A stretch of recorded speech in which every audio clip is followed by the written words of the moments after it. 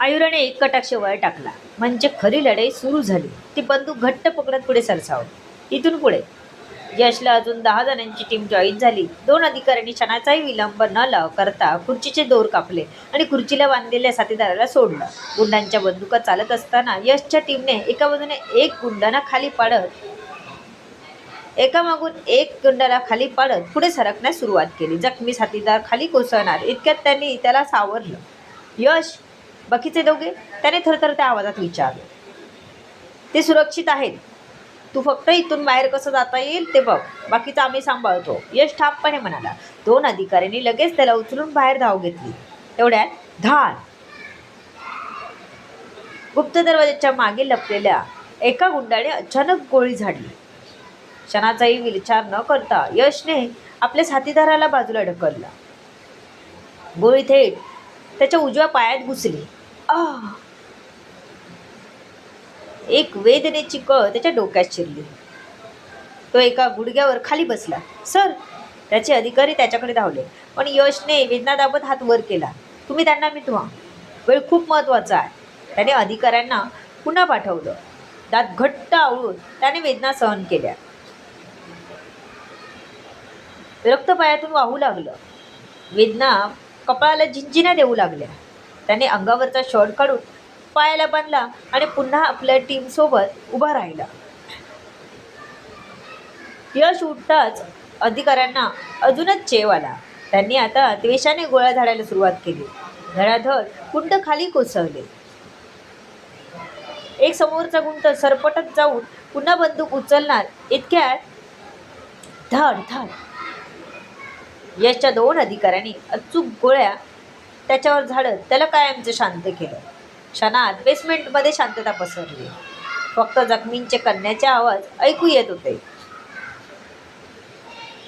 यशने भिंतीचा आधार घेत स्वतःला टेकू दिला. बाकीचे टीम मेंबर त्यांचं काम करून आले का? एकदा इथली झडती घेऊन वरती चला, यशने सांगितलं. वेदना असह्य होत होत्या. सर, रक्त खूप गेलं आहे, तुम्ही इथेच थांबा. अधिकारी त्याला एका ठिकाणी बसायला सांगून वर गेले. अगदी काहीच मिनिटात सर्वजण खाली आले, कारण तिकडे त्यांना जास्त विरोध करणार झाला नाही. सर्व गुंड इकडेच असल्यामुळे यशला जास्त गुंडांचा सामना करावा लागला होता. यश सोबत अजून 5-6 टीम मेंबर जखमी झाले होते. यश एवढं जरी त्यांना लागलं नसलं तरी गोळ्या लागल्यामुळे रक्त वाहत होतं. सर, ऑल क्लिअर, एका अधिकाऱ्याने यशला सांगितलं. सर, बेसमेंटची झडती घेताना शस्त्रसाठा, कागदपत्र, लॅपटॉप, ड्रग्ज आणि काही पुरावे सापडले आहेत, एका टीम मेंबरने यशला सांगितलं.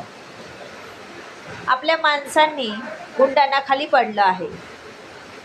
आता फक्त त्यांना पोलिसांच्या ताब्यात द्यायला हवं, दुसऱ्याने सांगितलं. ओके, सर्व जप्त करून पोलिसांना कळवा, ते घेऊन जातील, यशने सांगितलं. अधिकारी बाकी सर्व ताब्यात घेत होते व पोलिसांना कॉल करत होते.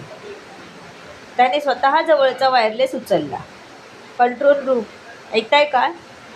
काही क्षण शांतता. मग उत्तर आलं. कंट्रोल टू टीम 5, बोला. यशने खोल श्वास घेतला. Mission complete. आपला साथीदार सुरक्षित आहे. बेसमेंट आपल्या ताब्यात आहे. मेडिकल टीम तत्काळ पाठवा, यशने सांगितलं. कॉपी. टीम 5 मेडिकल युनिट रवाना झाला आहे. वायरलेस बंद होताच यशच्या डोळ्यासमोर क्षणभर अंधारी आली. त्याच्या साथीदारांनी त्याला लगेच आधार दिला. सर, तुम्हाला हॉस्पिटलमध्ये न्यायला हवं. आपले सगळे साथीदार सुरक्षित आहेत ना? त्याने एक नजर सर्वांवर फिरवली आणि विचारलं. येस सर, आपल्या सगळ्या टीम मेंबर्सना सुरक्षित बाहेर काढलं आहे. जखमी आहेत पण सुरक्षित आहेत, जिवंत आहेत, एका अधिकाऱ्याने यशला माहिती पुरवली. मेडिकल टीम बोलावली आहे, येतच असेल, त्यांची काळजी घ्या, यशने सांगितलं. बॉसला सांगा आपला साथीदार सुरक्षित आहे आणि मिशन पूर्ण झालं आहे, यश बोलला. चला आता आपण निघू. एवढं बोलून तो खुर्चीतून उठायला गेला, पण पुढच्या क्षणी त्याच्या डोळ्यावर पुन्हा अंधारी आली. त्याचा तोल गेला. सर, त्याचे साथीदार ओरडले. तो खाली कोसळणार तर त्याला 2 साथीदारांनी सावरलं. त्याला पकडून गाडीत बसवलं आणि यशला घेऊन गाडी भरधाव वेगाने हॉस्पिटलकडे निघाली. एका बाजूला यशचं मिशन पूर्णपणे यशस्वी झालं होतं. काही अधिकारी जखमी झाले होते, पण सर्वजण सुरक्षित होते. सर्वात गंभीर दुखापत यशलाच झाली होती. तरीही आपल्या साथीदाराचा जीव वाचवून मिशन पूर्ण केल्याचं समाधान त्याच्या चेहऱ्यावर दिसत होतं. त्याला आपण जखमी होण्यापेक्षा जिंकलो ह्याचा आनंद जास्त होता. तर दुसरीकडे आयुराची खरी लढाई बाकी होती. फसा कधीही पलटी होईल अशी स्थिती निर्माण झाली होती. अधिराजच्या मुख्य अड्ड्यावर ब्लॅक क्वीनने जिद्दीने सामना करत होते.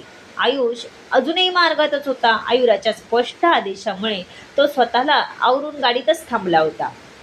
तिच्या सुरक्षितेची काळजी त्याच्या मनात सतत खात होती, पण तिच्या निर्णयावर त्याचा पूर्ण विश्वास होता. मुख्य अड्ड्याच्या आत लाल आपत्कालीन दिव्यांचा भेसूर प्रकाश लुकलुकत होता. सायरनचा आवाज अजूनही संपूर्ण इमारतीत घुमत होता. कॉरिडॉरमध्ये धूर पसरला होता. भिंतींवर गोळ्या आदळल्याच्या पुन्हा उमटल्या होत्या. काही ठिकाणी काच फुटून तुकडे विखुरले होते. आयुराने डाव्या हाताच्या दंडावरून ओघळणारं रक्त पुसलं आणि भिंतीचा आडोसा घेत पुढे डोकावून पाहिलं. समोरचा कॉरिडॉर 2 दिशांना जात होता. डावीकडे कंट्रोल रूम आणि सर्व्हर सेक्शनकडे जाणारा मार्ग होता, तर उजवीकडे अधिराजची खास केबिन आणि त्याच्या गुप्त कागदपत्रांचा विभाग. रोहन, तू आणि राजू माझ्यासोबत चला. बाकीचे दोघं डाव्या विंगमध्ये कव्हर करा. कुणीही मागून आत घुसता कामा नये. आयुराने कठोर आवाजात आदेश दिला. Yes madam. ते तिघही वाकून पुढे सरकू लागले. आयुराचं प्रत्येक पाऊल मोजून मापून पडत होतं. तिची नजर कॉरिडॉरच्या प्रत्येक कोपऱ्यावर फिरत होती. कुठेही सापळा, वायर, लपवलेला सेन्सर किंवा अचानक गोळीबार होऊ शकतो याची तिला पूर्ण कल्पना होती.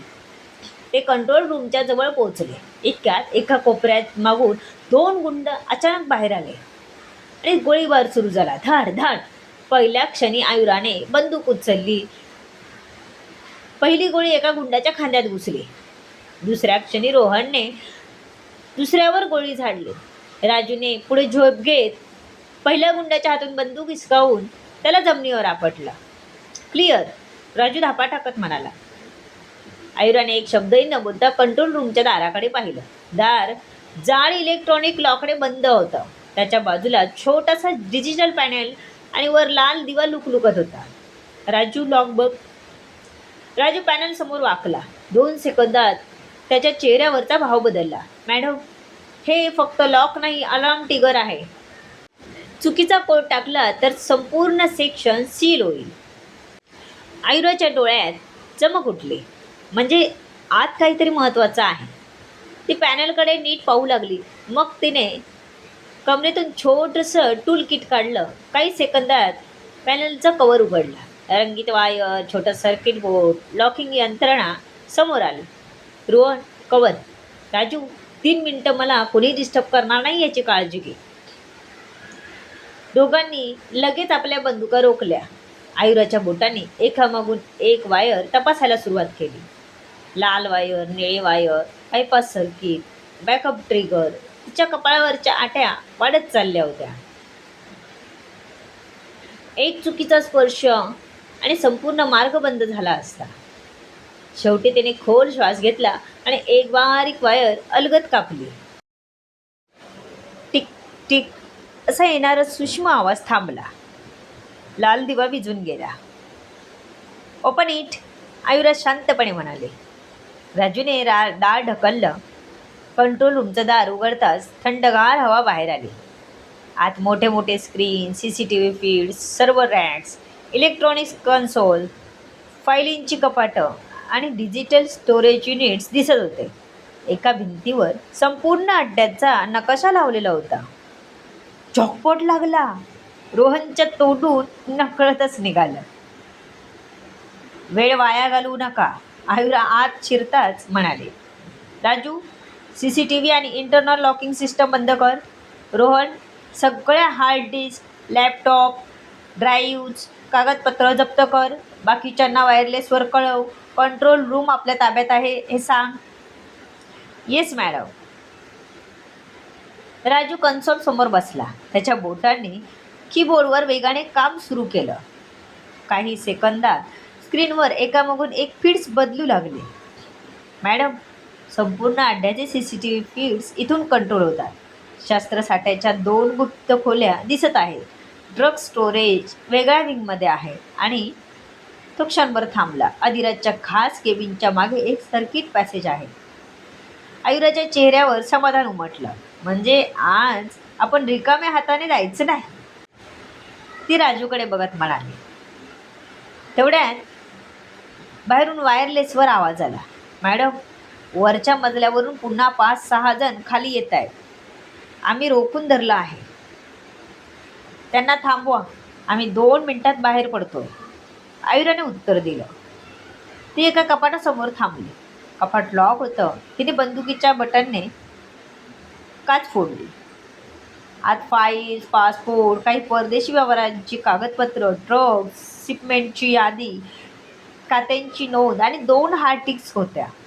आयरन एक फाईल उघडली. काही नावं पाहताच तिच्या डोळ्यात चमक आली. रोहन, हे सगळं बॅगमध्ये टाक. एक कागदही मागे राहू देऊ नकोस. तिने लगेच रोहनला सांगितलं. Okay madam. राजू पुन्हा म्हणाला. मॅडम, लॉकिंग सिस्टम डिसेबल झाली. बाहेरच्या टीमला आता हालचाल सोपी होईल. गुड. आता पुढचा टप्पा, अधिराजची खास केबिन. ते पुन्हा तिघे बाहेर पडले. कॉरिडॉरमध्ये पाऊल टाकताच डाव बाजूने गोळीबार झाला. धाड धाड धाड. रोहनने क्षणात आयुराला मागे खेचलं. समोरच्या भिंतीचा तुकडा उडाला. 3 गुंड आडोशा मागून गोळ्या झाडत होते. आयुराने भिंतीचा कोपरा पकडून पुढे झुकत एक अचूक गोळी झाडली. पहिला गुंड खाली कोसळला. राजूने दुसऱ्याच्या हातावर नेम धरला. त्याची बंदूक दूर फेकली गेली. तिसरा गुंड मागे हटत पळू लागला. पण रोहनने त्याला लाथ मारून पाडवलं. फॉरवर्ड, आयुरा ओरडली. ते धावत पुढे गेले. अधिराजची खास केबिन इतर खोल्यांपेक्षा वेगळी होती. मोठं लाकडी दार, बायोमेट्रिक लॉक आणि बाहेर 2 सशस्त्र माणसं तैनात होती. आयुराला पाहताच त्यांनी बंदुका उचलल्या. पण यावेळी आयुरा थांबली नाही. ती सरळ पुढे झेपावली. पहिल्या गुंडाने ट्रिगर दाबण्याआधीच आयुराची गोळी त्याच्या छातीत घुसली. दुसरा रोहनवर झेपावला. पण राजूने मागून त्याच्या गुडघ्यावर गोळी झाडली. तो खाली कोसळला. आयुराने दरवाजाजवळ जाऊन लॉक तपासलं. मॅडम, वेळ नाही, दार उडू? रोहनने विचारलं. आयुराने लगेच मान हलवली. सायलेंट, पर्याय नाही, करा. रोहनने लगेच छोटं ब्रेचिंग चार्ज बसवलं. सगळे भिंतीला चिकटले. धडाम. जोराचा आवाज होत दरवाजा आतून तुटून उघडला. अधिराजची खास केबिन आलिशान होती. महागडं फर्निचर, बार काउंटर, भिंतीवर विदेशी पेंटिंग्स, मोठा टेबल आणि एका बाजूला स्टीलची गुप्त तिजोरी. पण आयुराचं लक्ष सरळ टेबलच्या मागच्या भिंतीकडे गेलं. तिथे एक पॅनल किंचित उघडं दिसत होतं. Secret passage. ती पुटपुटली. तिने टेबलची झडती घेतली. एका ड्रॉवरमध्ये तिला एक पेन ड्राईव्ह, काही सीलबंद लिफाफे आणि काळ्या पैशाच्या व्यवहाराची यादी मिळाली. दुसऱ्या ड्रॉवरमध्ये विविध देशांची बनावट कागदपत्र, ओळखपत्र आणि खात्यांचे तपशील होते. हे सगळं घेऊन जा, तिने रोहनला सांगितलं. राजू तिजोरीजवळ पोहोचला. मॅडम, ही तिजोरी उघडायला वेळ लागेल. वेळ नाही, संपूर्ण युनिट उचलता येत असेल तर उचला, नाहीतर लॉक उडवा. राजूने पटकन तिजोरीचा साईड पॅनल तपासला. मला 5 मिनिटं मिळाली असती तर उघडतो. आयुराने बाहेरून येणारे आवाज ऐकले. पायऱ्यांवरून धावणारी माणसं, ओरडण्याचे आवाज, पुन्हा गोळीबार. तुला 2 मिनिटं आहेत. त्यापेक्षा जास्त वेळ आपल्याकडे नाही, तिने राजूला सांगितलं. राजूने लगेच काम सुरू केलं. आयुरा दरवाजाजवळ उभी राहून कवर देत होती. तिच्या डाव्या हाताची वेदना वाढत होती. रक्त आता मनगटापर्यंत आलं होतं. पण तिने चेहऱ्यावर काहीही उमटू दिलं नाही. मॅडम, वायरलेसवरून आवाज आला. बाहेरची परिस्थिती ताणली आहे. अजून माणसं येत आहेत. आम्ही निघतोय, 2 मिनिटं रोखून ठेवा. आयुरा घाईतच म्हणाली. टिक. ओपन. राजूने सुटकेचा निश्वास सोडला.